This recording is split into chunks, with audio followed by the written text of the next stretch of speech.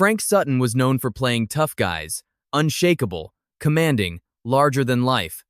But when the curtain fell on his real-life performance, the world saw a very different kind of ending, one that was sudden, heartbreaking, and cloaked in years of silence. For decades, fans believed he simply died of a heart attack. But what really happened to Frank Sutton goes deeper. Beneath the booming voice and military posture was a man fighting a losing battle, not just against illness, but against the pressure to always appear strong. And in the end, that pressure may have been what truly killed him.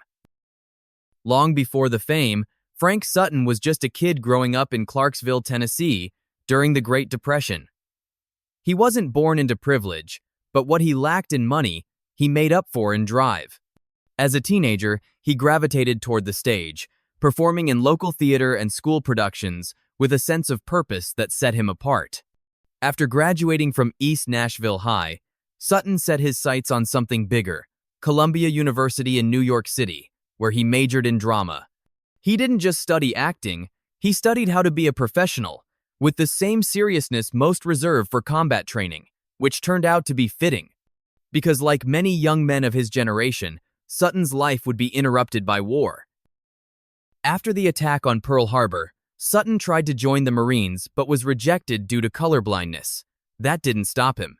He enlisted in the U.S. Army and served with distinction in the Pacific Theater. He survived 14 assault landings, including some of the bloodiest battles in the Philippines. He rose to the rank of sergeant and was honorably discharged. That military experience stayed with him. It shaped how he saw the world and how the world would eventually see him. Because years later, when he stepped into the role of Sergeant Vince Carter on Gomer Pyle, USMC, he wasn't just acting. He was drawing on something real. In the 1960s, Frank Sutton's life changed forever. Cast opposite Jim Nabors in Gomer Pyle, he brought to life a character that was loud, explosive, and somehow lovable. Sergeant Carter yelled. He stormed. He shouted, "Pyle!" in a voice that rattled living rooms across the country. But beneath the surface, Sutton infused Carter with something unexpected: humanity. It was that balance of intensity and vulnerability that made him unforgettable. The show became a cultural touchstone, airing from 1964 to 1969 and drawing millions of viewers each week. But while fans laughed, Sutton felt something else creeping in: typecasting. Everyone saw him as the sergeant. Few saw the depth behind the character. When Gomer Pyle ended, Sutton didn't disappear, but he didn't exactly break out either. He took roles on The Twilight Zone, Gunsmoke, The Jim Nabors Hour, and more. But each part seemed like a variation of the same man: stern, intense, short-fused.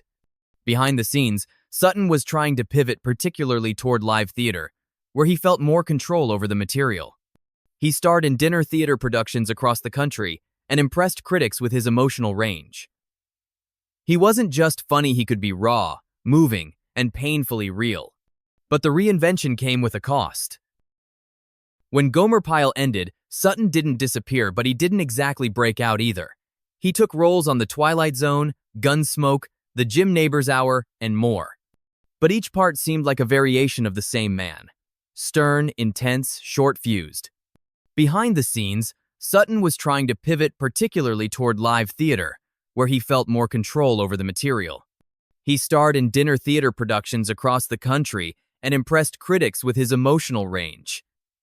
He wasn't just funny, he could be raw, moving, and painfully real. But the reinvention came with a cost. The 28th of June, 1974. Frank Sutton was backstage in Shreveport, Louisiana, preparing for his role in a stage play called Love. He'd performed it dozens of times. He knew every line. He was ready. But moments before curtain call, he collapsed in his dressing room. It was a massive heart attack. He was pronounced dead on the scene. He was just 50 years old. The news sent shockwaves across the country. The press called it sudden, tragic, unbelievable. But those who knew him weren't entirely surprised. They were heartbroken, but not blind. Sutton had ignored too many warning signs for too long, and now it was too late. Frank's wife, Toby, was devastated. They'd been together nearly 3 decades. She had built her own career as a television writer and remained his closest creative ally. Together, they raised 2 children, including their son, Joe, who would go on to become an award-winning playwright. Joe's most famous work, Voir dire, explored themes of justice and emotional trauma, and in many ways, it was a response to the world his father left behind, one where emotional honesty wasn't always allowed. Sutton had raised his family with love, pride, and an unwavering sense of duty, but his greatest legacy wasn't on screen. It was the home he built behind the scenes. After his death, rumors started.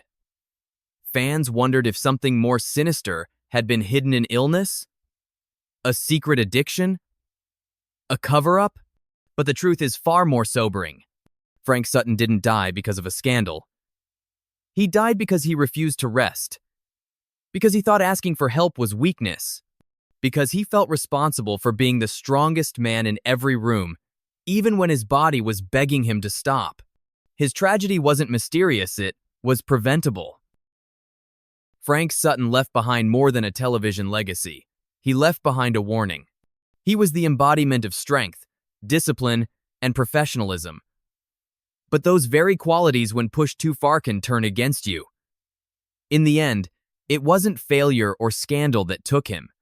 It was silence, pride, and the belief that to matter, he had to keep performing, no matter the cost.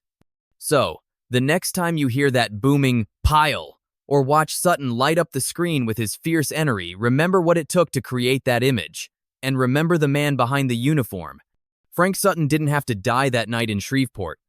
But maybe by telling his story, someone else won't have to.